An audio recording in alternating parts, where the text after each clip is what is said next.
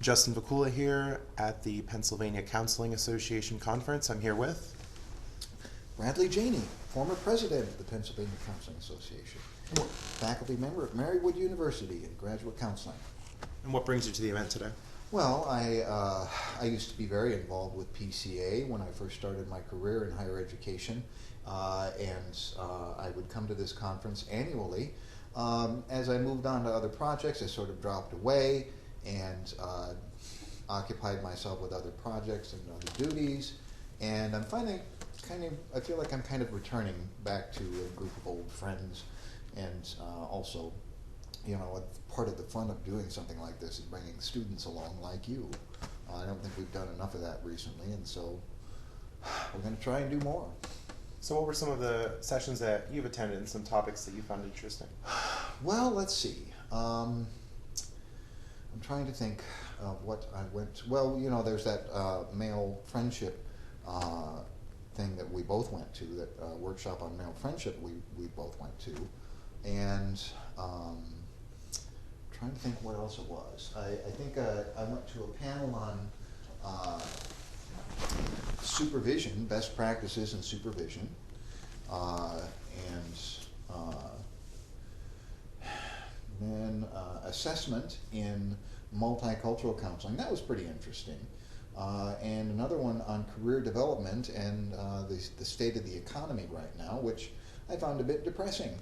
And tomorrow I'm going to be doing a 3-hour workshop, attending a 3-hour workshop. I'm not conducting this one on ethics. So out of all of them that I've attended so far, I think probably the one that was most interesting was the one on the workshop on male feminists, or not male feminists. Boy, is that a Freudian slip. On male friendships. So what were some of the topics covered in that session? Well, the presenter passed out 3 large sheets of paper with 3 different words on them. One was masculinity? Masculinity, yes. The other one was, I think, wellness. Wellness. And what was the third one? I think it was friendship. It was probably just friendship, yes. And one of the things, I know a lot about this sort of thing because of all of the stuff that I have read online since 2006. You know about my men's rights movement leanings. And also I'm a scholar in these matters, and so I was very curious to hear what somebody else might have to say about some of these kinds of things. And I fully expected that it was going to be, from an academic perspective, it was going to be feminist friendly, and some of the things that are actually involved would not be mentioned unless I brought them up. And with regard to friendship for men, there are 2 things that I'm not sure the presenter really appreciated, which have a profound impact on men and keeping friendships going. And you heard me bring up both of those things. One of them is how men become very heavily preoccupied, very occupied in general, with their careers, with their jobs. Sometimes it's not a career, it's a job. It is their responsibility. They feel like it is their responsibility to make sure that their families, their girlfriends, their children, whoever, have everything that they need and want. And they feel the obligation to provide that. And so they work 40 hours a week, 50 hours a week, 80 hours a week. And they wonder why all their male friends are not around anymore. That's because they're busy and their male friends are doing the same thing. And it's hard to keep that up. So maybe there are these cultural expectations where they're expected to get married. They think this is what it means to be a man. That they have to be a provider. When they associate themselves with a woman in a romantic relationship, either as a girlfriend on a first date, or whether it is a long-term marriage situation, a lot of these men, I would say the majority of these men, feel the pressure to be the one that provides. And that is something we see all across the globe in all kinds of different cultures. I've studied that sort of thing here in the United States. I have studied it in Korea, in Ukraine, in Russia twice. And, the protector and provider role for men, one of the things that presenter brought up that I heard him say that caught my attention was the social construction of gender. And I've gotten to the point in my own career, in my own way of thinking, after doing this research in 4 different places, that the social construction of gender is a lot of bunk, because these differences are seen very early in infant boys compared to infant girls, at least in terms of emotional makeup and emotional responsiveness. And anyone that's ever had a son and or daughter can see this sort of thing when the child, soon after the child is born. So there's really no social construction about it. And that's really, I guess, it's an article of faith, because if we say that it's socially constructed, then that means we can deconstruct it. And I find that really all pretty naive. I find it pretty foolish, and trying to reconstruct anything is doomed to failure.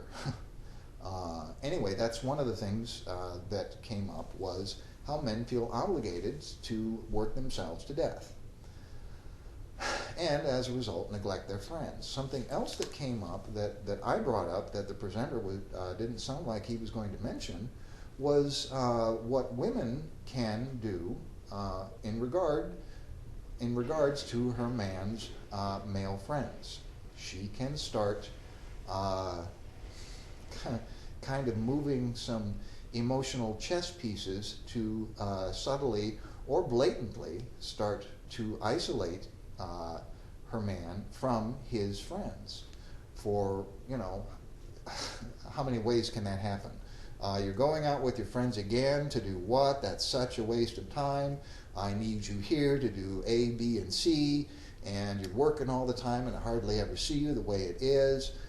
Or, there could be that kind of obligation to spend time together, because the woman wants to, ostensibly to put energy into the relationship between man and woman rather than between man and male friends. She doesn't want to share it, perhaps. There was on the handout this idea that if males are really close with their friends, there's the idea that there's some sexual attraction. And as the handout said, homophobia is the idea of, if you're with that other guy and you're intimate, then you must be gay. Well, I did hear that, and I think, I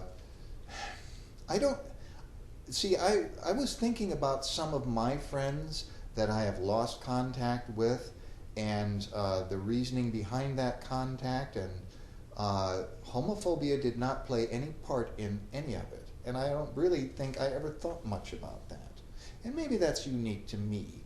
But really what's more of an issue is the men that were my closest friends. One is in Southern California now.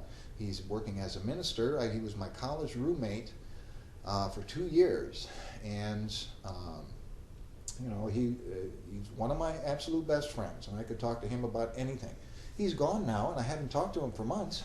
And it's because of his job. And another friend of mine that I grew up with, I knew him I've known him since I was 5 years old. He is living in Missouri, I think it's near St. Louis, and I haven't talked to him for 2.5 years.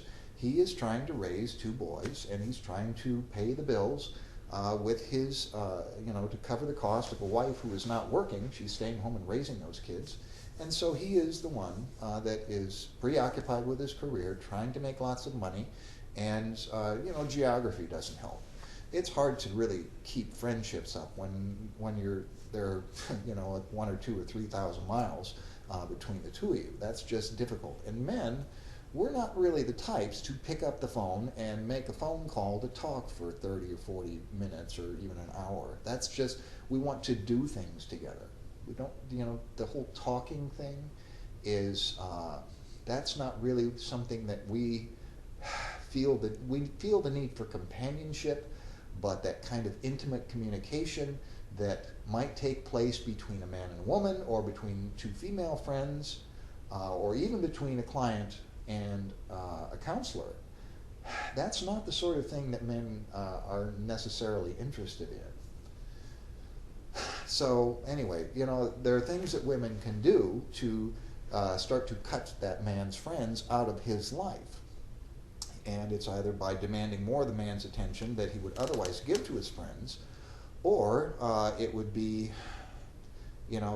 being very suspicious of the friends and wondering, what is my man doing with those friends when I am not around? It is an element of mistrust and an element of anxiety that sometimes the man decides that, it's better to let these guys go rather than to deal with the heat that I'm confronted with from my wife or girlfriend at home. It's just easier. It's the path of least resistance. And a man doesn't realize that if he does that, then it's months or years down the road, it's sometimes he doesn't realize what he's lost until it's long after he lost it. And then the relationship might be lost at that point too. The relationship with the woman, you mean? Yes. Yes, that can happen. That can happen, depending on what point a young man, if it's a man, maybe in his early 20s up to the age of 30, I think he can go back. When a man gets into his late 30s, into his 40s, going back to his high school buddies, that's harder. That's harder. And one of the things that I've noticed, too, is some of the friends that I had when I was in college that were really close friends of mine. I consider, they were fraternity brothers that I had. And some of them I have stayed in touch with. We don't talk a lot, but we do still talk. Some of them, though, they are resistant to talking to me, and it might be just my situation, but one friend of mine who's an aspiring writer, and he has been working at the same Barnes & Noble for the last 13 or 14 years. And, maybe I'm projecting here, that's entirely possible, but I think when he talks to me, or he hears about me as a tenured college professor and Fulbright scholar and all that other business, it makes him feel bad, it makes him self-conscious, and it makes him not want to talk to me. And that's really hard, because I don't think about those sorts of things.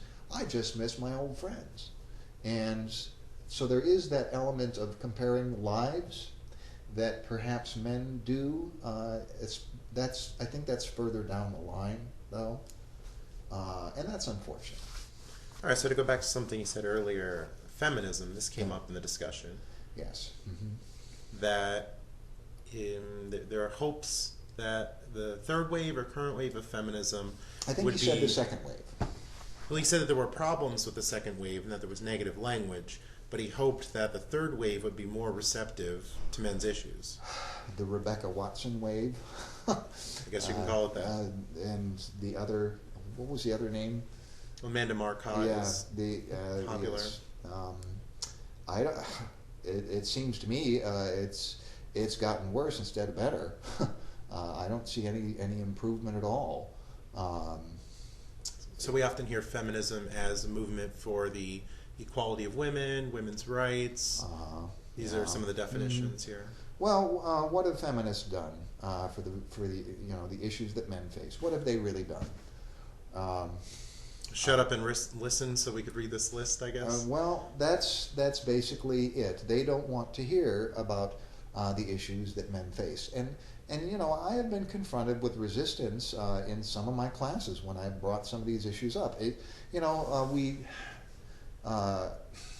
One of the classes that I teach is multicultural counseling, and the second half of the book that I use, it goes chapter by chapter for different subpopulations. African Americans, Latinos, Asian, even Arab, Jewish, and there's a chapter there on women, right? And I remember telling a class once, wondering aloud, I wonder why there is no chapter for men. Men, that we die 5 years earlier, Men are more prone to substance abuse, anywhere from 4 to 11 times more likely to kill ourselves through suicide, more likely to have substance abuse issues, more likely to drop out of college or not even go. All of the basic health indicators, mental health indicators, men are down here and women generally are up here. Yet there is no discussion about it. Whenever men are mentioned in any of the textbooks associated with our profession, it is usually not about problems that men have, it is about the problems that men supposedly create. And that's, something needs to be done. If we care about our sons and our brothers and our fathers, something needs to be done. Yeah, some of the textbooks talk about domestic violence. Oh, yes. And rape culture. Yes, rape culture, domestic violence, and you remember that chapter from the career development textbook in reference to machismo. That was very stereotypical, and I would say very far off base from what machismo really means to the Latino community. It is about honor and about protecting your family. It's not about sexual aggressiveness. I don't remember what it was exactly. Something along those lines. Yeah. Another negative descriptor. It was another negative descriptor right there in a textbook from a core accreditation area. And and that is the treatment of men in our part of the helping professions. And, I see counseling as, I don't know too much about social work, and I'm learning more about clinical psychology, and certainly I know an awful lot about counseling. I would say counseling is perhaps less hostile to men.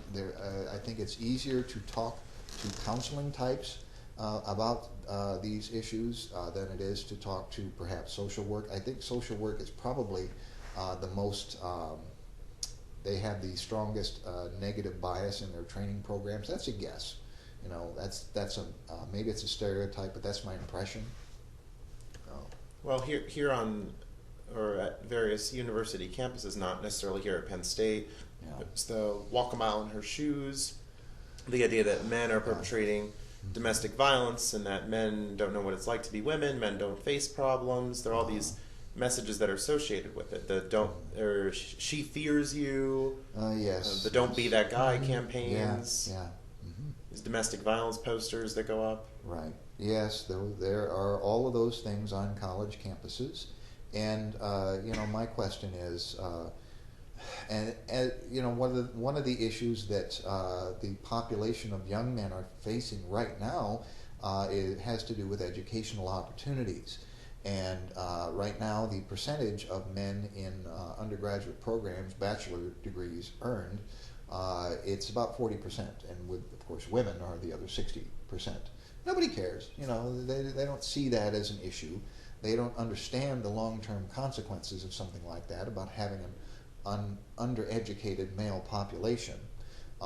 And I have to wonder if part of the reason why men are not going into college is because of those things that are taking place on college campuses. They feel, I think Miles Groth described the situation as precarious for men in general, but he also described how the men that he sees, that he works with at his institution, is feeling very unwelcome.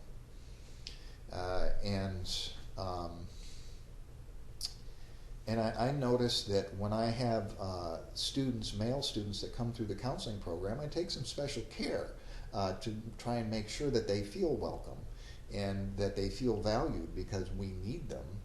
And I also, I feel like, I don't know what it is that they're experiencing, but I'm guessing they are experiencing some kind of unwelcome vibe sometimes in some of their classes. I try to stay conscious of that, and I try to do what I can to ameliorate it and help get them through. And not too many men in the counseling program, at least from what I've seen with my classes. No, there aren't. Last year, last spring, I had a class of 33. It was the biggest class I'd ever had. And there was one man. It was all, the rest of it were all women. And you know, to say that all of those students, I enjoyed every one of them. They worked very hard. There's not much I wouldn't do for them, male or female.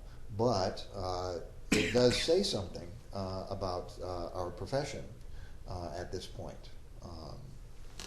One thing that came up at the session that it's important for in the first year of university for men to have positive male role models. Right. Yeah. Mm-hmm. Yes. So are there so many of those in the university setting? Are there many of those in the university setting? Well, if a young man is involved in athletics, I think he is more likely to have something like that available to him. It depends on the program that he's in, the major that he has, the gender balance of faculty or staff. I think it's tilting more and more towards females, and I think they're out there, but they're harder to find, I guess.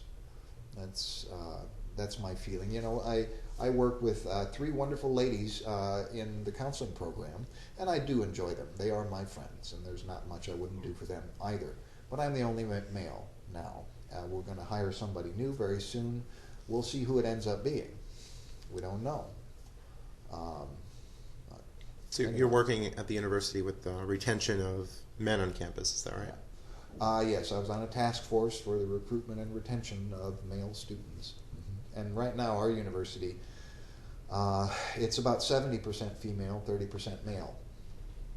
And some say that is because of the historical background of our university. It started out as a college for women, when in actuality, other universities that, small private schools like where we go and where I work, that were not historically female, it's about the same. So I guess that's, I think that's something that administrators may tell themselves to try to, to try to not worry about it, I guess. But there's something that needs to be done about that. They're kind of struggling about exactly how do we do this in a way that's not going to cause some kind of negative blowback.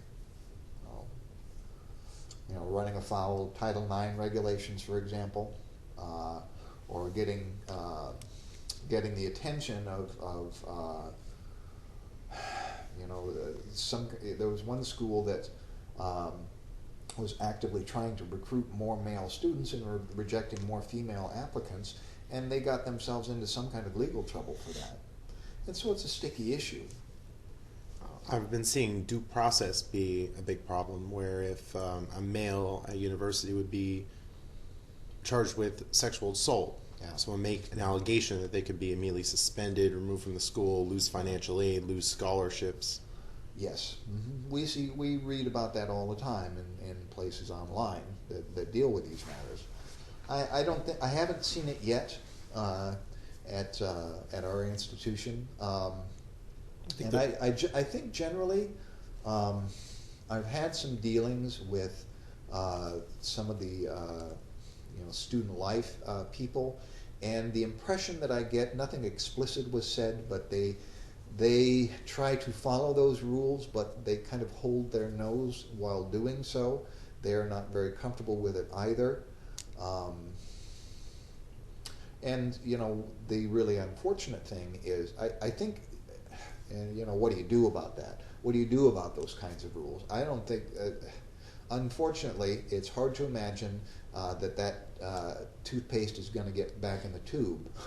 I think what needs to happen is we need to educate the young men coming in to their undergraduate programs what can happen.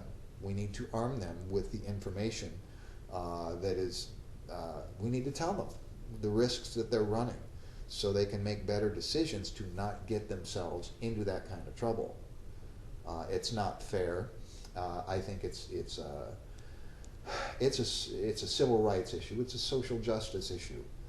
because it's very clearly making a hostile environment for male students.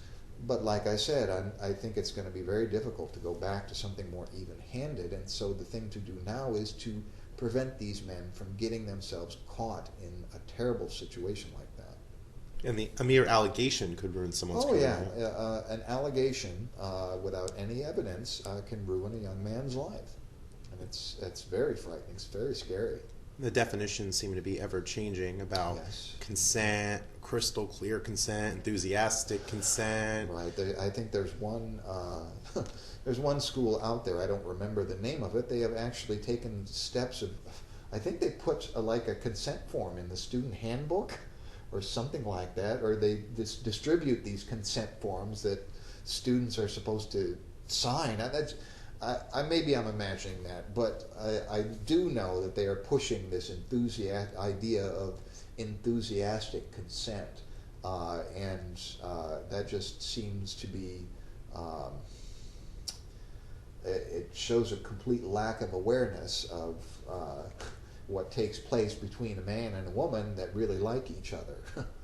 Yeah, and I've seen on some schools too, they say that consent has to verbally be given every step of the sexual process. Yeah, and you know, is that really realistic? Is that actually happening? How realistic is that? You know, Justin, how many times have you had such an experience? How many times have I had? Is this okay? Is that okay? Is this okay? Can I do this? Let me know if you want me to stop. Are you comfortable with this? Or you know. That just is not.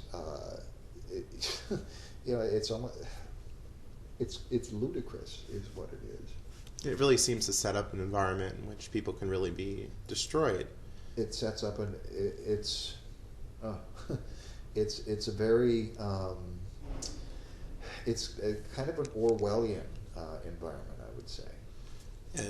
There's this idea that women would never lie about rape because it's something so severe.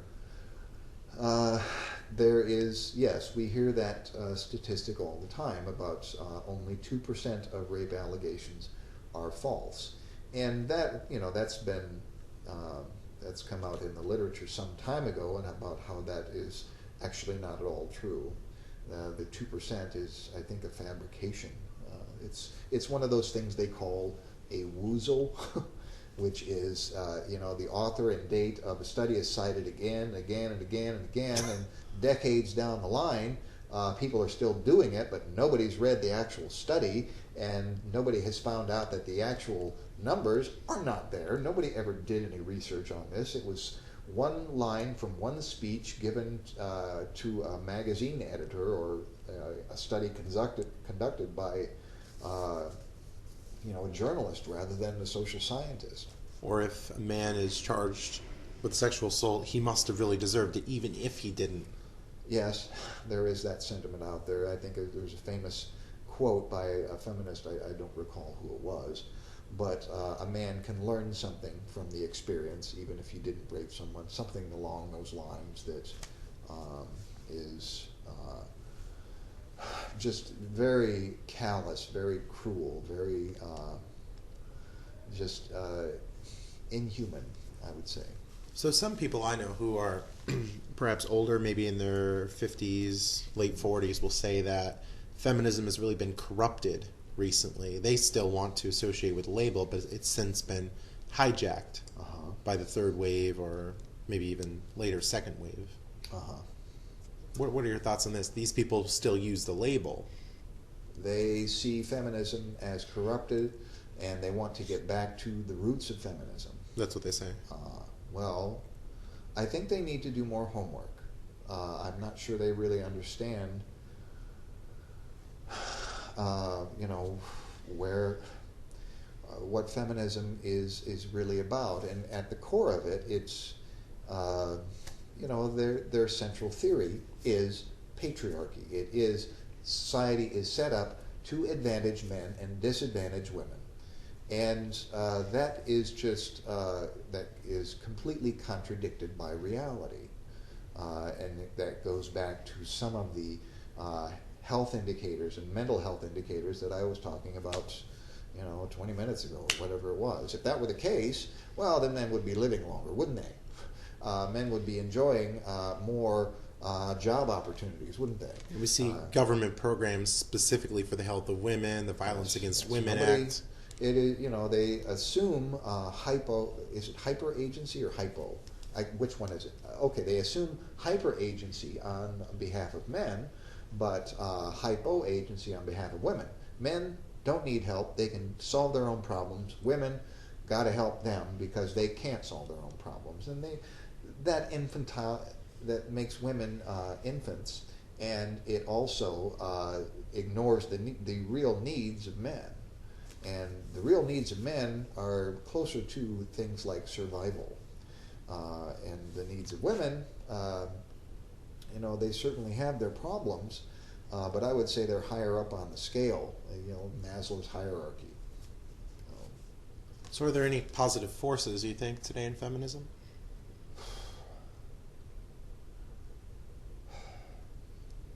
I mean, I hear people like Christina Hoff Sommers, who still uses the label. She has her book, Who Stole Feminism? Yeah.